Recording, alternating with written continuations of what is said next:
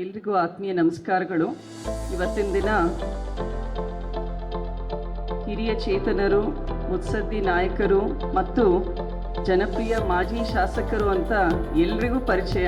ಆದರೆ ನನಗಂತೂ ನಮ್ಮ ಪ್ರೀತಿಯ ಮಾವಂದರು ಡಾಕ್ಟರ್ ಶಾಮನೂರು ಶಿವಶಂಕರಪ್ಪಾಜಿ ಅವರ ಜನ್ಮದಿನ 96ನೇ ಜನ್ಮದಿನದ ಪ್ರಯುಕ್ತ ಸಾಮೂಹಿಕ ವಿವಾಹ ಕಾರ್ಯಕ್ರಮವನ್ನು ಹಮ್ಮಿಕೊಂಡಿದ್ದೀವಿ.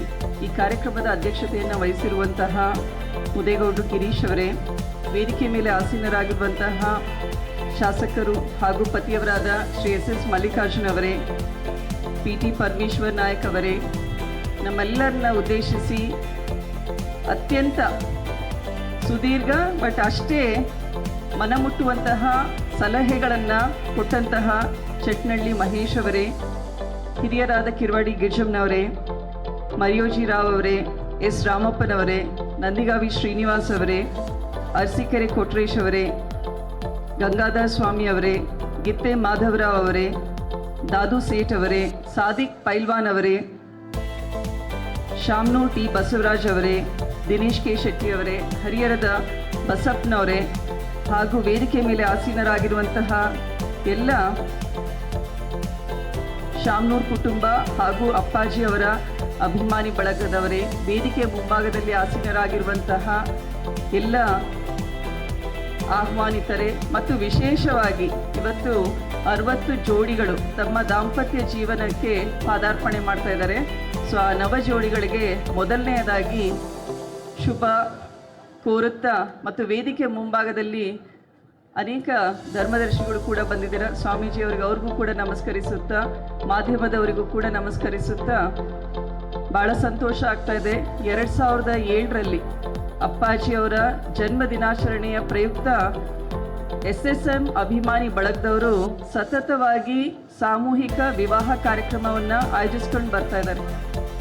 ಈ ವಿವಾಹ ಕಾರ್ಯಕ್ರಮ ಮಾಡಬೇಕು ಅಂದರೆ ಕೇವಲ ಒಂದು 4 ದಿನ, ಒಂದು ವಾರದ ಕಾರ್ಯಕ್ರಮ ಅಲ್ಲ, ಸತತವಾಗಿ 1 ತಿಂಗಳು 2 ತಿಂಗಳಿಂದ ಅಪ್ಪಾಜಿಯವ್ರ ಪರವಾಗಿ ಎಲ್ಲ ಹಿತೈಷಿಗಳು ಅಂತ ಹೇಳಬೇಕಾಗುತ್ತೆ. ಕೇವಲ ನಮ್ಮ ಪಕ್ಷ ಅಲ್ಲ, ಪಕ್ಷವನ್ನು ಹೊರತುಪಡಿಸು ಕೂಡ ಅಭಿಮಾನಿ ಬಳಗದವರು ಇಡೀ ಜಿಲ್ಲೆಯಾದ್ಯಂತ, ದಾವಣಗೆರೆ ಜಿಲ್ಲಾದ್ಯಂತ ಮತ್ತು ಹರಪನಹಳ್ಳಿ ಕ್ಷೇತ್ರದಲ್ಲೂ ಕೂಡ ಓಡಾಡಿ ಪ್ರೆಸ್ ಮೀಟ್ ಮಾಡಿ ಜೋಡಿಗಳನ್ನು ಇವತ್ತು 59 ಜೋಡಿಗಳಿಗೆ ನಾವೆಲ್ಲರೂ ಅಕ್ಕಿ ಕಾಳು ಹಾಕಿದ್ದೀವಿ.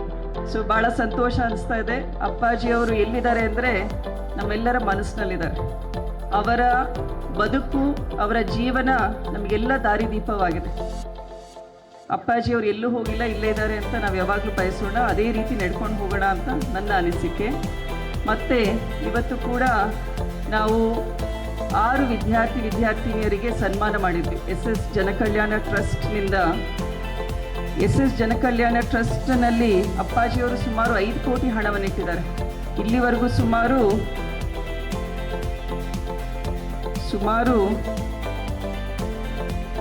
12,655 ವಿದ್ಯಾರ್ಥಿಗಳಿಗೆ 5,82,00,000 ಹಣವನ್ನು 2012ರಿಂದ ವಿತರಣೆ ಮಾಡ್ಕೊಂಡು ಬರ್ತಾ ಇದ್ದೀವಿ. ಅಪ್ಪಾಜಿಯವರಿಗೆ ಶಿಕ್ಷಣದ ಬಗ್ಗೆ, ಆಮೇಲೆ ಬಡತನ ಅನ್ನೋದು ಶಿಕ್ಷಣಕ್ಕೆ ಅಡ್ಡಿ ಆಗಬಾರ್ದು, ಅದನ್ನು ಯೋಚನೆ ಮಾಡಿಬಿಟ್ಟು ಒಳ್ಳೆಯ ಶಿಕ್ಷಣ ಕೊಡೋದು ಒಂದು ದೊಡ್ಡ ಆಸ್ತಿ ಇದ್ದ ಹಾಗೆ ನಮ್ಮ ಮಕ್ಕಳಿಗೆ ಅಂತ ಹೇಳಿ ಶಿಕ್ಷಣಕ್ಕೆ ಅಪ್ಪಾಜಿಯವರು ಕೂಡ ಒತ್ತು ಕೊಟ್ಟಿದ್ದಾರೆ. ಅದೇ ರೀತಿ ಇವತ್ತು ಕೂಡ ಸನ್ಮಾನ ಪಡೆದಂತಹ ಭರತ್ ಆಯಿತು, ಮತ್ತು ಚೈತ್ರ, ಬಿಂದು, ಎಸ್ ಮಲ್ಲಿಕಾರ್ಜುನ್ ಅವರು ಮತ್ತು ವಿ ಮಠದ್ ಎಲ್ಲ ಮಕ್ಕಳಿಗೂ ಕೂಡ ನಿಮ್ಮೆಲ್ಲರ ಪರವಾಗಿ ನಾನು ಕೂಡ ಆಲ್ ದ ಬೆಸ್ಟ್ ಹೇಳ್ತೀನಿ. ಎಲ್ಲರೂ ಫಸ್ಟ್ PUC, ಸೆಕೆಂಡ್ PUC ಓದ್ತಾ ಇದ್ದಾರೆ. ನಮ್ಮ ಜಿಲ್ಲೆಗೆ ಒಂದು ದೊಡ್ಡ ಹೆಮ್ಮೆ. ಮೊದಲನೆಯ ಬಾರಿಗೆ 625ಕ್ಕೆ 625 ಅಂಕವನ್ನು ಗಳಿಸಿದ್ದಾರೆ ಭರತ್. ಇದೇ ರೀತಿ ಬರುವಂತಹ ಎಲ್ಲ ಎಕ್ಸಾಮ್ಸ್ನಲ್ಲಿ ನಮ್ಮ ಜಿಲ್ಲೆ ಇರುವಂತಹ ಮಕ್ಕಳಿಗೆ ನಾವು ಒಳ್ಳೆಯ ಅನುಕೂಲವನ್ನು ಕೊಟ್ಟು ಅವರು ಕೂಡ ಅವರ ವಿದ್ಯಾಭ್ಯಾಸದಲ್ಲಿ ಚೆನ್ನಾಗಿ ಉತ್ತೀರ್ಣರಾಗಿ ನಮ್ಮ ಜಿಲ್ಲೆಗೆ, ನಮ್ಮ ರಾಜ್ಯಕ್ಕೆ ಮತ್ತು ದೇಶಕ್ಕೆ ಮುಂದೆ ದೊಡ್ಡ ಕೀರ್ತಿ ತರುವಂತಾಗಲಿ ಅಂತ ನಾನು ಕೂಡ ಶುಭ ಹಾರೈಸ್ತೇನೆ.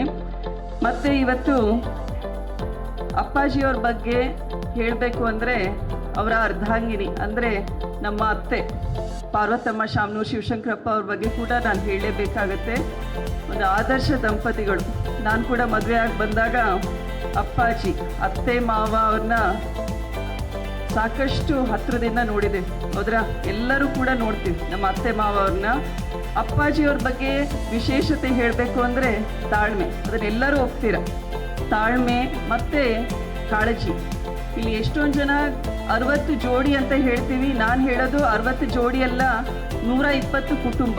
ಇವತ್ತು 120 ಕುಟುಂಬದವರು ಇಲ್ಲಿದ್ದಾರೆ. 120 ಕುಟುಂಬದವರು ಕೂಡ ಪ್ರತಿಯೊಬ್ಬರು ತಮ್ಮ ಸೊಸೆಯನ್ನ ಮಗಳಾಗಿ ಮತ್ತು ಅಳಿಯನನ್ನ ಮಗನಾಗಿ ಕಾಣಬೇಕು. ಅವ್ರು ಮಾಡುವಂತಹ ತಪ್ಪುಗಳನ್ನು ಒತ್ತಿ ತೋರ್ಸೋದ್ಕಿನ, ಬೆರಳೆತ್ತಿ ತೋರ್ಸೋದ್ಕಿನ ಅವರನ್ನ ಕ್ಷಮೆ ಮಾಡಿಬಿಟ್ಟು ಸರಿಯಾಗಿ ಮಾರ್ಗದರ್ಶನ ಮಾಡಬೇಕು ಅಂತ ಹೇಳಿ ನಾನು ಕೂಡ ಎಲ್ಲ 120 ಕುಟುಂಬಗಳಿಗೆ ಅದನ್ನೇ ಕೋರ್ತೀನಿ. ಮತ್ತು ಅಪ್ಪಾಜಿಯವ್ರ ಬಗ್ಗೆ ಹೇಳ್ತಾ ಇದ್ದೆ ನಾನು. ಅವರಲ್ಲಿರುವಂತಹ ತಾಳ್ಮೆ, ಕಾಳಜಿ ಮತ್ತು ಅತ್ಯಂತ ಸೂಕ್ಷ್ಮತೆ. ಯಾರೇ ಬಂದರೂ ಕೂಡ ನೀವೆಲ್ಲರೂ ಒಪ್ತೀರ ಎಷ್ಟು ಸೂಕ್ಷ್ಮವಾಗಿ ಎಲ್ಲರನ್ನೂ ನೋಡಿಕೊಂಡು ನೀವು ಹೇಳೋಕ್ಕಿಂತ ಮುಂಚೆನೇ ಅವ್ರಿಗೆ ಅರ್ಥ ಆಗುತ್ತೆ ಯಾವ ವಿಚಾರಕ್ಕೆ ನೀವು ಬಂದಿದ್ದೀರಾ ಅಂತ.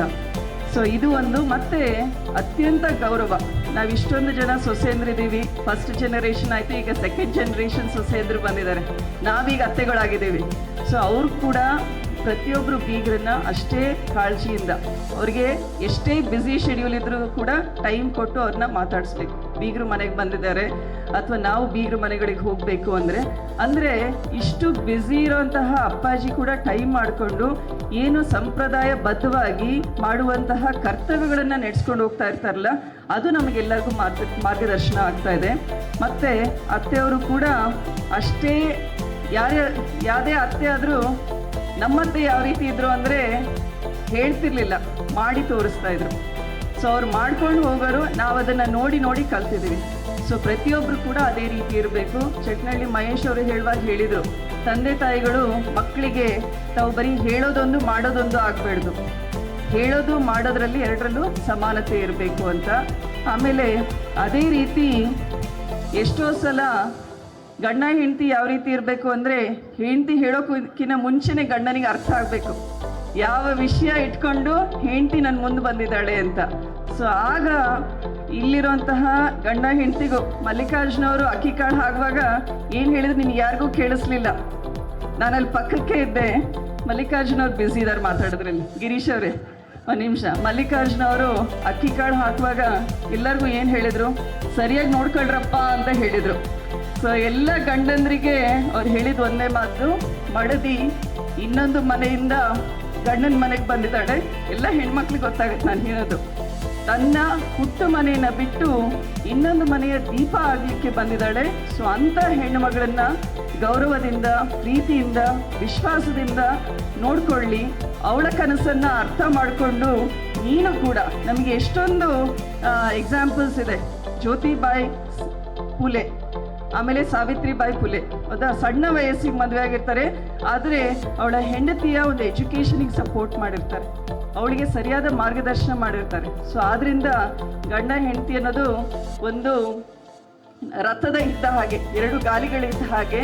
ಆ 2 ಗಾಲಿಗಳು ಕೂಡ ಸಮಾನವಾಗಿ ಮುಂದೆ ನಡ್ಕೊಂಡು ಹೋದರೆ ಸಂಸಾರನ ಬಂಡಿನಲ್ಲಿ ನಾವು ಒಳ್ಳೆ ಸಮಾಜ ಸೇವೆಯ ಜೊತೆಗೆ ಕುಟುಂಬದ ಜವಾಬ್ದಾರಿಗಳನ್ನು ಕೂಡ ನಡೆಸ್ಕೊಂಡು ಹೋಗ್ಬೋದು ಅಂತ ನನ್ನ ಭಾವನೆ. ಇದೇ ರೀತಿ ಜಸ್ಟ್ ಲೈಟರ್ ನೋಟ್ನಲ್ಲಿ ಹೇಳಬೇಕು ಅಂದರೆ, ಒಂದು ಹೈವೇ ಇರುತ್ತೆ, ಹೌದಾ? ನ್ಯಾಷನಲ್ ಹೈವೇನಲ್ಲಿ ಏನು ಸ್ಪೀಡ್ ಬ್ರೇಕರ್ ಇರಲ್ಲ, ಏನೂ ಇಲ್ಲ, ಫಾಸ್ಟಾಗಿ ಹೋಗ್ಬಿಡ್ತೀವಿ.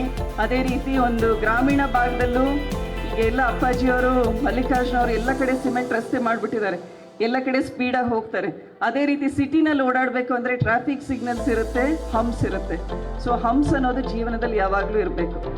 ವೇಗಗತಿಯಲ್ಲಿ ಹೋಗೋದಲ್ಲ. ಹಂಪ್ಸ್ ಬಂದಾಗ ನಾವೇನು ನಿಧಾನವಾಗಿ ನಿಂತಿದ್ದು ಅಕ್ಕಪಕ್ಕಕ್ಕೆ ನೋಡ್ತೀವಿ, ನಮ್ಮನ್ನು ನಾವು ಆತ್ಮಾವಲೋಕನ ಮಾಡಿಕೊಂಡು ಜೀವನದಲ್ಲಿ ಸಾಗಿಸ್ತೀವಲ್ಲ, ಯಾವ ದಾರಿನಲ್ಲಿ, ಯಾವ ದಿಕ್ಕಿನಲ್ಲಿ ಹೋಗ್ತಾ ಇದ್ದೀವಿ ಅನ್ನೋದಕ್ಕಿಂತ ನಮ್ಮ ಜೀವನದ ಗತಿ ಯಾವ ರೀತಿ ಇದೆ, ಯಾವ ಒಂದು ಡೆಸ್ಟಿನೇಷನ್ ನಾವು ಮುಟ್ತಾ ಇದ್ದೀವಿ ಅನ್ನೋದು ನಮ್ಮ ಸಂಸಾರದ ಬದುಕಿನಲ್ಲಿ ಅಷ್ಟೇ ಮುಖ್ಯ ಆಗುತ್ತೆ.